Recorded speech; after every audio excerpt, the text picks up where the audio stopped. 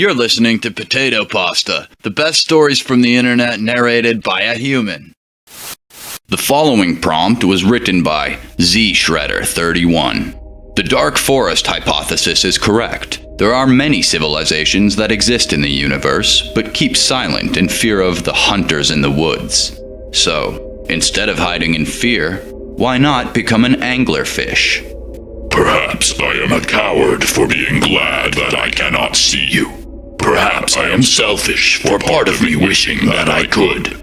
I owe upon you an apology for every day, for every life lost and every battle you fought, for it is by my hand you were made to. Dr. Judith Wright tore her gaze from the three-dimensional display to look at the rest of the recovery team. By the blue light of the image, she saw the shock in their transfixed faces. None of them noticed her. The voice called her back to the hologram. This thing had wanted humanity to notice it. It had somehow communicated with several of Earth's satellite networks and posted its coordinates and depth to the whole world, everywhere it could. I am the father of your species, your mother.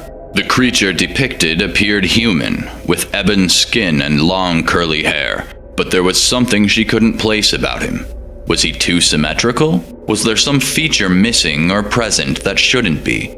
The pain in his eyes as he winced made her breath catch. They killed her before we could finish the project, our grand scheme, our last violent strike at their hearts. He punched somewhat clumsily toward the science team. How is he speaking English? She wondered. This was impossible to have been counterfeited. The chamber they stood inside was embedded in Earth's lower lithosphere just off the west coast of South Africa. Any drilling that would have placed it here couldn't have been hidden. She decided, for the moment, to allow herself to believe the man made of light.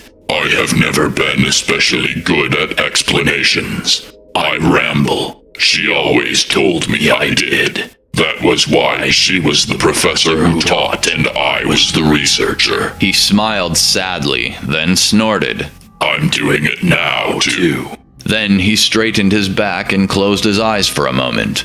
When he spoke again, his motions were more restricted and his voice smoother, his words coming in the cadence all present recognized in a rehearsed speech.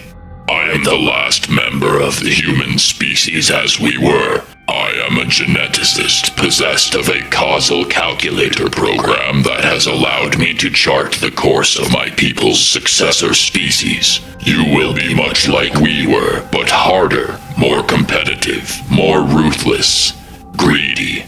You will retain our sense of curiosity and desire for adventure. My people never were much for fighting, and when the Void Legion found us, we had precious little with which to defend ourselves. We were lucky enough to have a handful of ships capable of reaching other star systems, but in the end even those were hunted down, save for one, our little scout ship. Unless you've dislodged the holoprojector or have copied the playback to another device, you are standing within the last human. The last of my people's vessels to exist. Her mouth was dry, her throat felt tight, and her gut told her she was falling. She had to steady herself. It might have occurred to her that it was strange for the gravity of the whole discovery to hit her then rather than earlier, but for now she hung upon every last word this ancient person had to say. And this is where I must betray you. I ask not for your forgiveness. I have been a cruel creator and don't deserve anything of the sort. For all the causality calculator's brilliant capabilities, I cannot anticipate your nation's reaction upon finding this data cache with total accuracy. There is no way to be certain whether you will carry out the vengeance you have been designed for, so instead, I have relied upon you to make the same mistakes we did, to reach out and shout into the darkness so that someone else might respond. The ship has begun to reach out to your civilization because it has detected Void Legion's approach. They are approximately 50 light years away and will be approaching at near light speed. If they are somehow approaching faster, the ship will have edited this recording to reflect as much. I must stress this. They are coming for you now like they came for us. I have given you several advantages we did not have, chief among them time, ferocity, and the kinds of devious minds that figure out how to kill a fleet of monsters moving at light speed. The holographic man waved towards a circular port in a nearby console. This is a universal data connection. It will scan whatever electronic computation devices you have developed and fabricate a connection. It will also automatically write software to communicate with your devices. My interfaces will also be unlocked for you, but I suspect you will prefer your own interfaces to mine. More importantly, I will impart your device with as much data as it can store about my people's technology and what we know about the Void. I confess I wasn't able to think of any solutions myself, but I'm not you. My species lived in relative peace since its inception. We never had your experience with fighting and killing and whatever goes into those practices. You will be able to replicate everything our society had within 10 years. And I hope with all that remains of me that you will find a way to twist it into the deadliest, most sadistic sword anyone in the universe dared to imagine. I hope the last thing the Void Legion feel before you eradicate them beneath your feet is fear and hopelessness. They expect an easy meal, an assured victory. Kill them until they beg for mercy, and then kill them until none remain. There has never been a foe more deserving of every fraction of your hatred. The projection flickered out, and the lights in the cramped vessel flickered on again. She once again looked at her team, who all stared back at her. She cleared her throat and then spoke, voice shaking. So, I'll bet that's not all going to fit on my thumb drive. Call topside and let them know we're going to need a lot more data storage. We've got work to do. They called it the bottle rocket. It was a footnote compared to everything else, just a tiny little thrust-gimbaled projectile that flew up the access shaft the moment it was unoccupied. The tiny cylinder breached the small quarantine room that had been erected above the waves and shot high into the sky before exploding. No one had the equipment on hand to analyze what the payload had been, and blood draws and surveys taken in the communities surrounding Saldana Bay turned up essentially nothing abnormal. Some speculated it was a sort of flare, meant to signal outposts elsewhere that it was time. That didn't match up well with the recording, though. It was another 5 years before we understood the implications of what the bottle rocket had done to and for us. 6 months later. Lieutenant James Brennan stared beneath heavy eyelids at the contents of the tablet. Sleep had been more scarce than it should have been, but time was the most vital currency they had.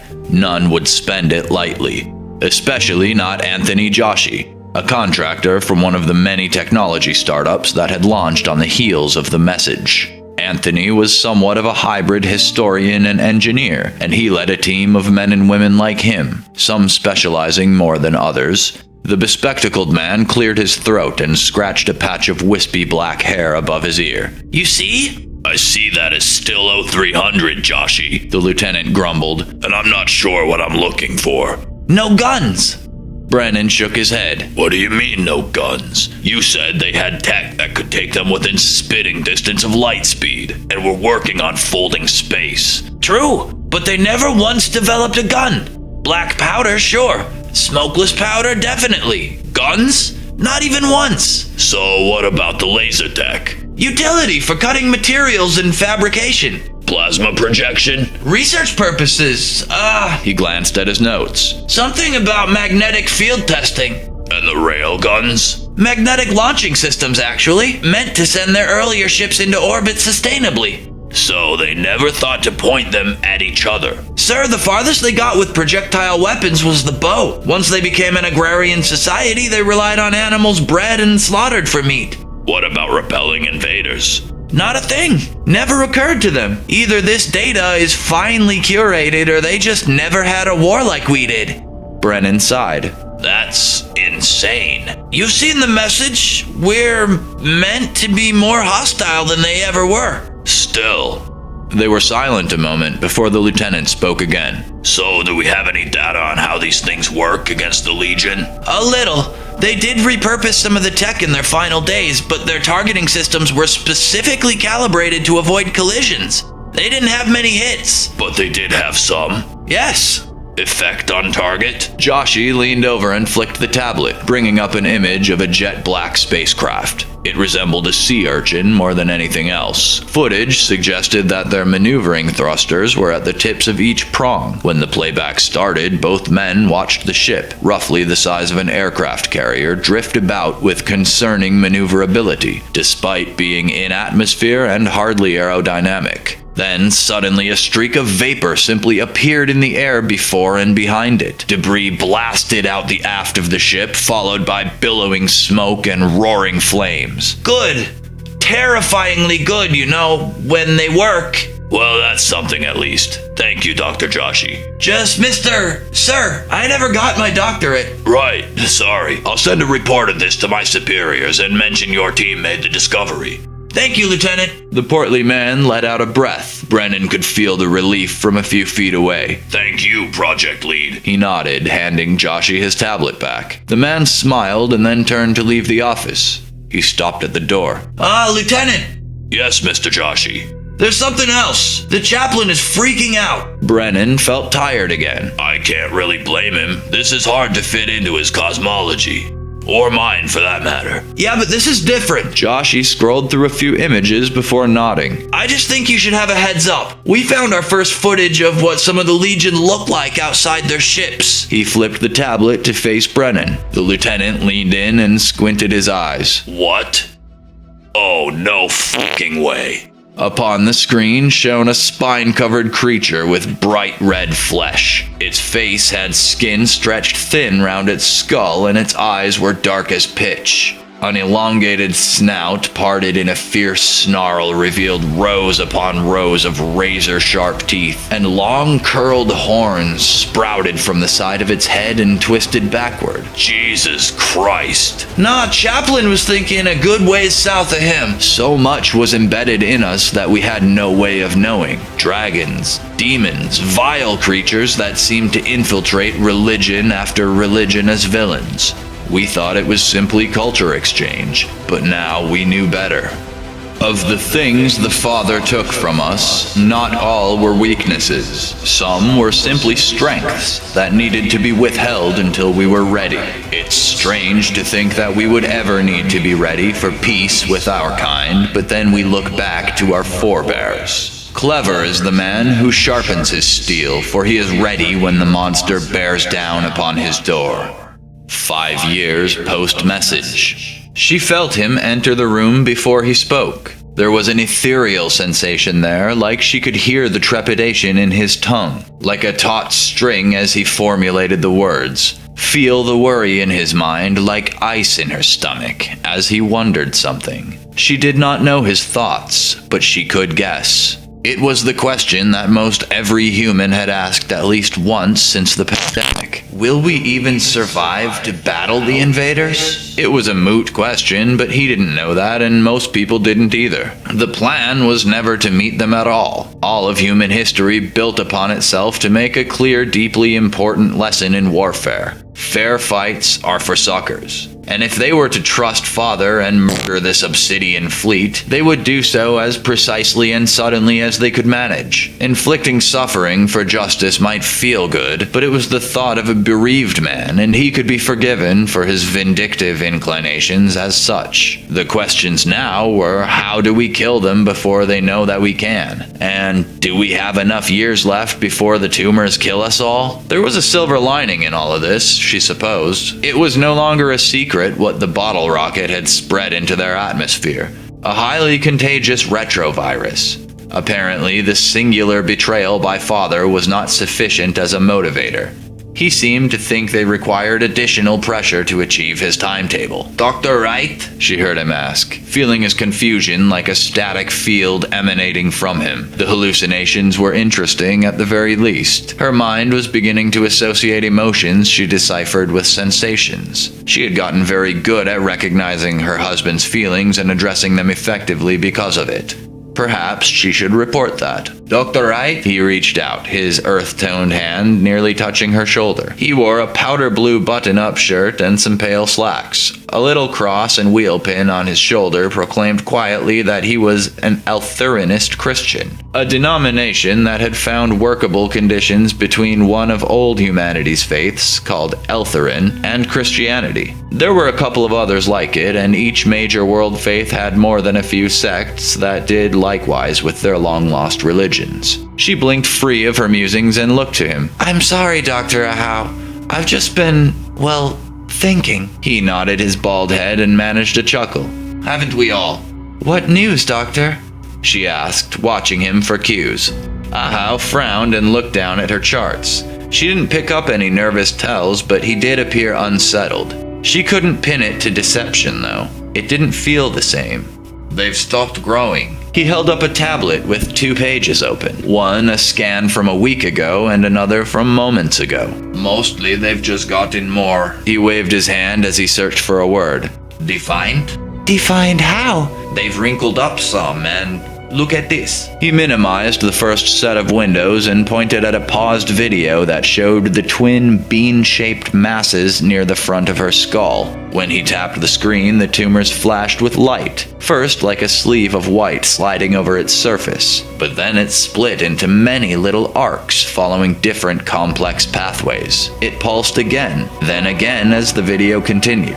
Judith squinted and leaned in toward the screen. What the hell is that? I don't know, but you're not the first one we have seen with this development. So it's just decided to stop growing and start flashing, like my grandma's microwave clock? A few of my colleagues think we were wrong about the designer's intentions with the bottle rocket. It may not be a cruel motivator, after all. Then what is it? Well, we have some ideas, things we would like to test. Anecdotally, though, as your husband seemed more sensitive to your emotional needs lately. She raised an eyebrow. I beg your pardon? I mean no offense, Doctor. I'm asking you to think back. Has he seemed more aware of how you are feeling? Come to think of it, he had. Nearly any time she had wanted to speak with him in the tiny hours they still had together, he had been ready and willing to have a conversation. In fact, he had volunteered to break those silences more than half the time. I suppose so. And you've been very aware of not just how he has been feeling, but everyone.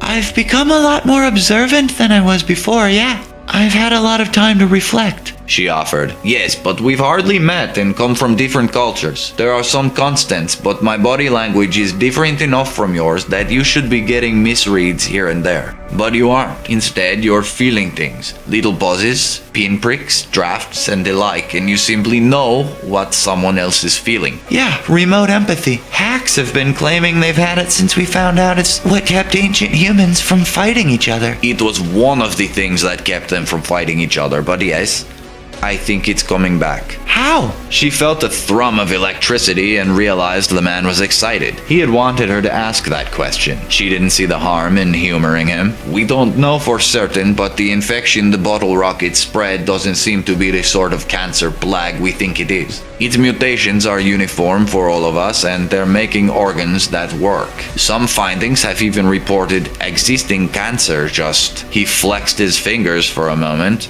disappearing between checkups. We think it's a ridiculously precise retrovirus, one designed to remain benign and undetected for a long time before activating in the masses. We know they could make things like that, but the data cache doesn't say how. Not yet. The thought was alarming and felt too good to be true. And yet she looked to him. Why then? I was there at the first playback. The whole point was for us to be warlike psychopaths by old humanity's standards. What if the Void Legion makes landfall and we're too caught up in our feelings to fight them? Have you been detecting your dog's feelings? No, actually. How about the hordes of insects you passed on your way here? No. Then I think it's a fairly good guess that this is a human-exclusive adaptation. He tapped his phone and began reading summaries. Record low murders and crime in general around the globe. 3 active conflicts returned to peace talks. 2 genocidal campaigns just up and stopped. We're unifying. We're doing something like that anyway. We're losing a whole lot less resources killing each other now, which means we can focus on the thing that matters most. Winning. She concluded. Winning. He agreed.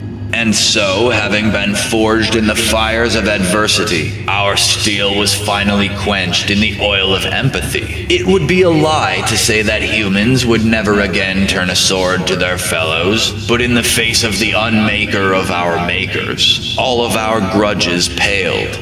We had more important things to take care of. The enemy would arrive, hungry for our suffering, and they would choke on their own. Thanks for sticking with me till the end. If you enjoy my narrations, please hit the like button and subscribe to the channel. If you want to know when new videos come out, hit the bell and make sure you select all notifications. I know it's annoying to ask, but it really does help the channel reach more people. Thank you.